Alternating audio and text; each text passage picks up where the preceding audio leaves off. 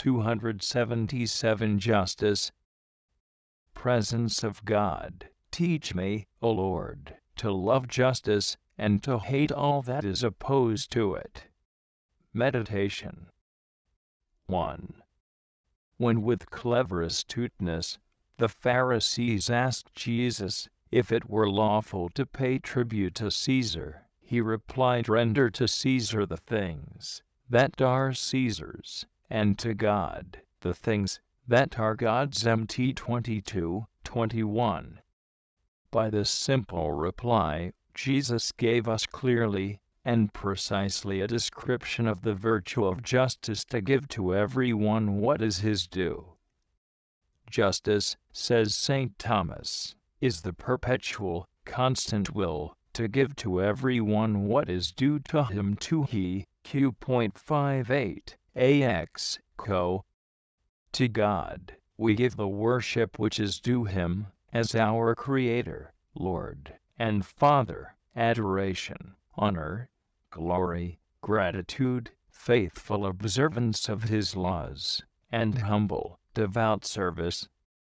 To our neighbor, we owe respect for his rights, taking into account our various obligations toward him, according to whether he is our superior, equal, or inferior.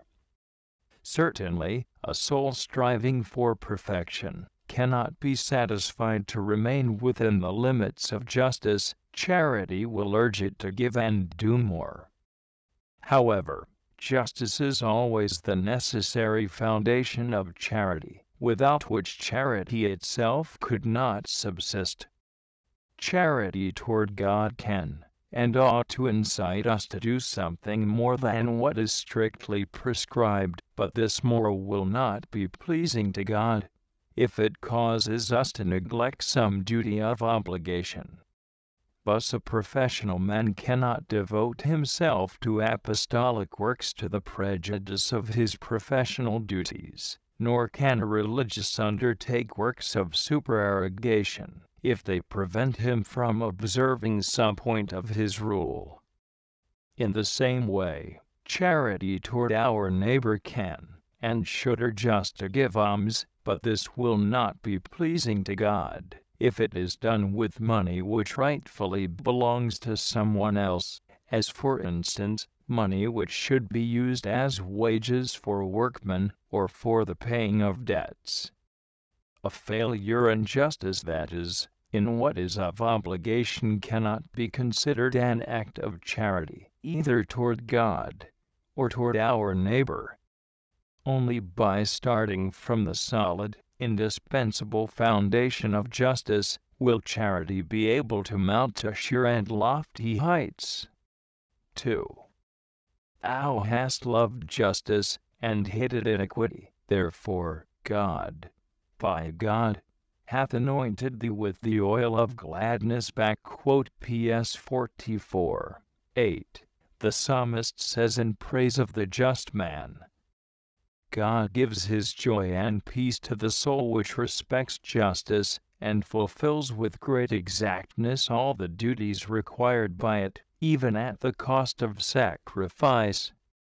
Actually, it is not infrequent that respect for the rights of others calls for the sacrifice of our own ease and comfort, and sometimes even our personal interests. But the soul aiming for perfection must be generous at all times, and never fail, through selfishness, to fulfill the duty of justice toward its neighbor. One of the things which scandalizes and most antagonizes those in the world is to see pious people, who, in their relations with others, have no scruple about failing in justice, who close their eyes to the rights of others when they interfere with their own personal interests.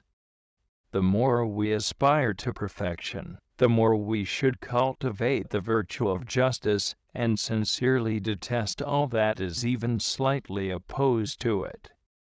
Such conduct is a source of peace for ourselves and others. Justice and peace have kissed. PS 84:11. says Holy Scripture, because peace can reign only where there is justice, whereas all attempts at peace and harmony will be useless where justice is not respected. Our God is the God of peace, who, more than a soul, who wishes to live in intimacy with Him, should be the bearer of peace to all. But only if we observe justice will we radiate peace. In fact, it is futile to exhort others to peace, if we refuse to give to everyone what is his due. As the observance of justice is a fount of peace and joy for our own conscience, so it also brings peace and joy to our family, to our community, to each person with whom we come in contact in our daily life, and to society in general. Colloquy. O justice, thou art the precious pearl which makes the soul shine brightly. Thou givest peace and light to creatures. Thou keepest them in holy fear, and dost unite their hearts. If thy light failest, we are immediately plunged into confusion, and surrounded by the darkness of injustice. Saint Catherine of Siena. O God, Thou alone can infuse true justice in me, for Thou alone art infinite justice, Thou, who art just in all Thy ways, and holy in all Thy works. PS 144, 17. Thou art just, O Lord, and all Thy judgments are right.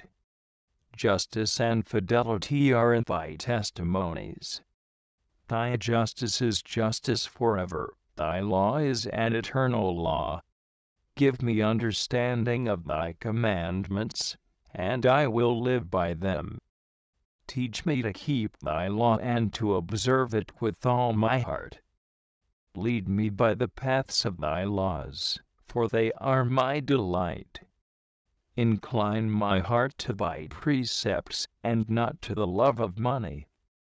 Teach me to love justice, and to hate iniquity, that I may enjoy Thy blessings for all eternity. Compare PS 118:44.